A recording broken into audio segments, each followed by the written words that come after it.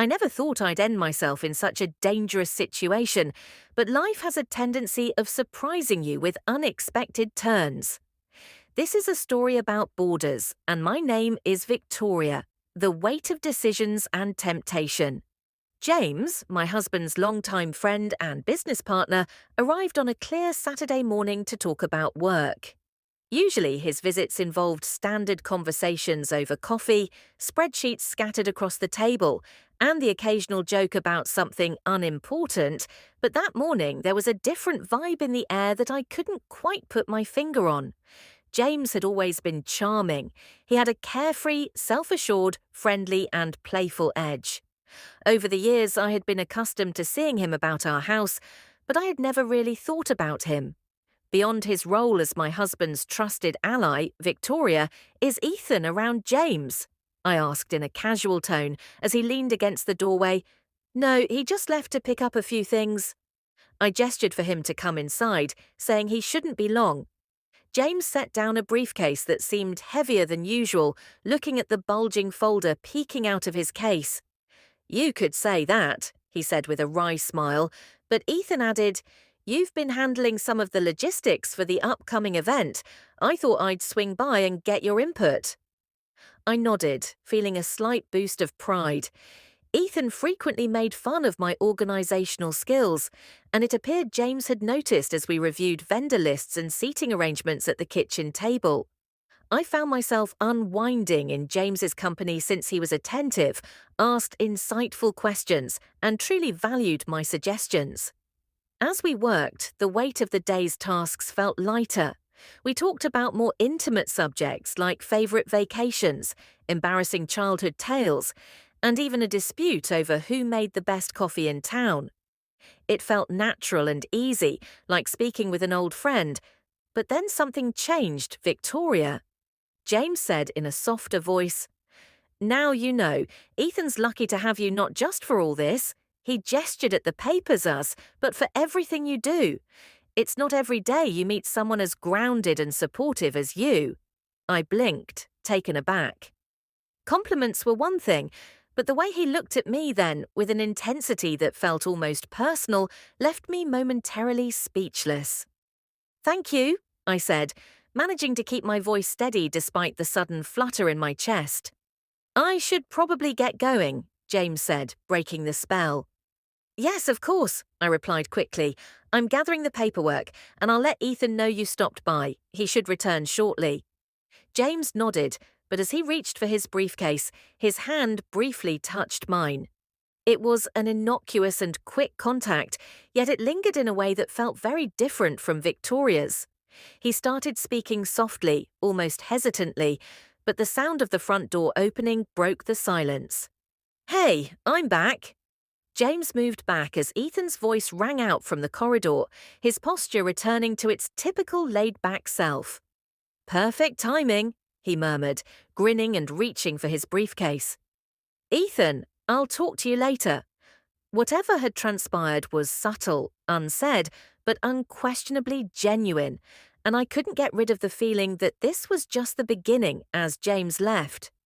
I felt a mixture of relief and worry. I was left behind by the days that followed. Uneasy, I repeatedly played back the scene in the kitchen, trying to convince myself it was nothing more than a friendly conversation or misunderstanding. But deep down, I knew there had been something that day between James and me that neither of us acknowledged, but that we both felt. I detested keeping secrets, but how could I explain a moment that technically never happened? It seemed like the universe was testing me. Ethan, unaware of my inner turmoil, went about his daily business as usual, going to the gym, eating dinner, sleeping and working. His routine was predictable and comfortable, but it made the growing unease in my chest all the more isolating. James returned on a Wednesday afternoon after Ethan had left for a last-minute meeting out of town. I was folding laundry when I heard the knock on the door, and when I opened it, James appeared slightly dishevelled, his tie loose, and his normally confident demeanour seemed off. I asked, surprised, "What are you doing here? I need to talk." And he said in an earnest tone, "Ethan's not home." I replied, keeping the door partially closed, knowing that he said quickly, I actually came to see you. My instincts told me to send him away, but curiosity, or maybe something more complex, overcame me. I moved aside to let him in. James ran a hand through his hair as he walked the living room like an animal in a cage. I owe you an apology, Victoria. He started to stop abruptly to face me the other day. I didn't mean to upset you, but his admission caught me off guard. On the one hand, I was glad he acknowledged it, but on the other, it made me face the truth I'd been trying to ignore. It's okay, I said carefully, avoiding his eyes. Just forget about it, I can't, he said, his voice barely above a whisper. Those two words hung in the air, heavy and unavoidable, and I felt my pulse.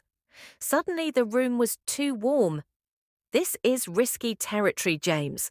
There was a part of me that wanted to deny it, to shut him down and send him packing, but another part of me said, I know he said stepping closer, but I can't pretend I don't feel something for you, Victoria, and I don't think I'm the only one. His comments hit me like a freight train. James, you're Ethan's best buddy. I felt like I was seen in a way I hadn't in years. This isn't right. We can't, I stated in a louder voice. I know he said it again, but his conflicted expression doesn't make these emotions go away for a second. The weight of his confession and my own unsaid truths seemed oppressive, and none of us spoke. You should go. At last, I muttered, taking a step back to put some distance between us. James hesitated as though he was looking for something in my face, like forgiveness, permission, or anything else. When he couldn't find anything, he nodded and turned to leave, but as he got to the door, he stopped Victoria and said, For the record, I've never felt this way before, not about anyone. With that, he left that night, and I barely slept. James's words continued to reverberate in my head, conflicting with my own feelings of guilt and confusion. I was positive that I loved Ethan, but James had aroused something in me that I had no idea was latent.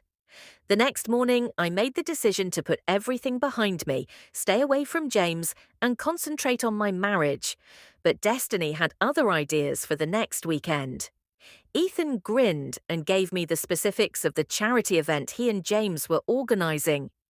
You're so much better at these things than I am, he remarked, and I returned the smile while hiding my identity. Under the surface, the dread was bubbling, and I wasn't prepared to explain why I couldn't spend any more time with his best friend. At the event, everything went smoothly, at least on the surface. James and I exchanged courteous professional greetings, being careful not to stay together too long, but I could feel his eyes on me the entire time, and I detested how much it affected me. As the evening wore on, James caught me by myself by the catering table, Victoria, saying softly, Urgent, can we talk? This isn't the time or place. I whispered in a low voice, When will it ever be? And he responded, When will it ever be? I opened my mouth to reply, but Ethan came before I could, his arms slackly draping around my shoulders. Great job tonight, he said, grinning. I couldn't have done it without you. James smiled tightly, his eyes briefly meeting mine before he turned and walked away.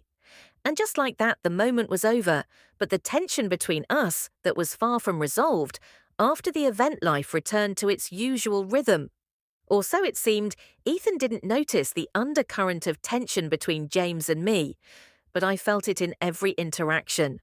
The stolen glances, the careful avoidance, the way my heart raced whenever his name came up in conversation, I knew I had to find a way to end this, whatever this was, before it spiraled out of control. But as much as I tried to rationalize it, part of me couldn't ignore the magnetic pull I felt toward James. It all came to a head. One rainy afternoon, Ethan had gone out for the day, leaving me alone to tackle some overdue paperwork. I was just settling in when my phone buzzed. It was James.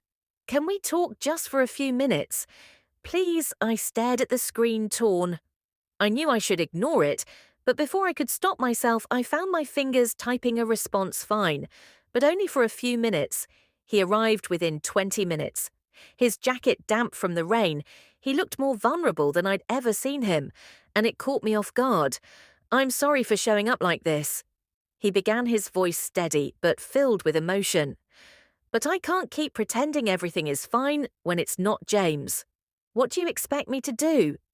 I asked, crossing my arms in a feeble attempt to shield myself.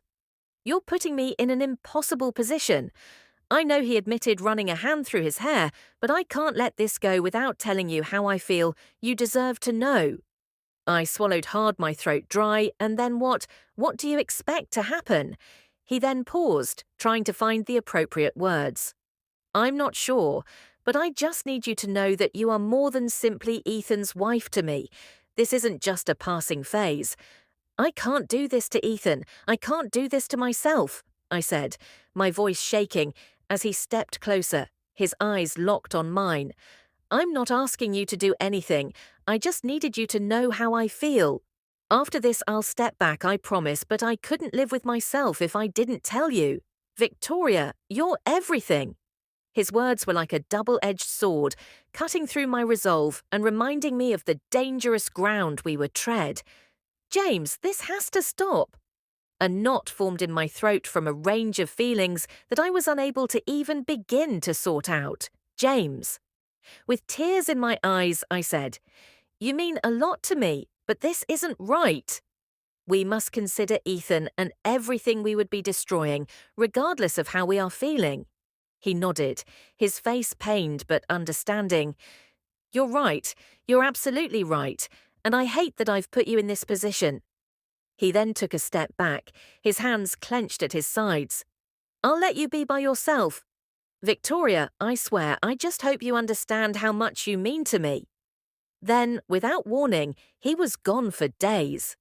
I replayed our conversation in my head, feeling both relieved and heartbroken. James kept his distance. He continued to work with Ethan, but our interactions became strictly courteous, almost aloof. Ethan had complete faith in James and me, and I made it my goal to keep it that way. He never had any suspicions.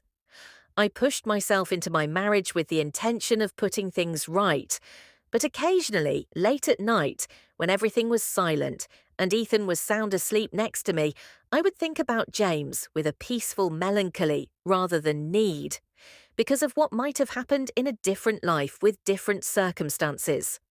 Ultimately, it was a tale of self-control in prioritizing devotion over impulsive feelings of protection. What really mattered, and even if it wasn't simple, I knew deep down that it was the right decision. Some boundaries are just not intended to be violated, no matter how alluring they may seem.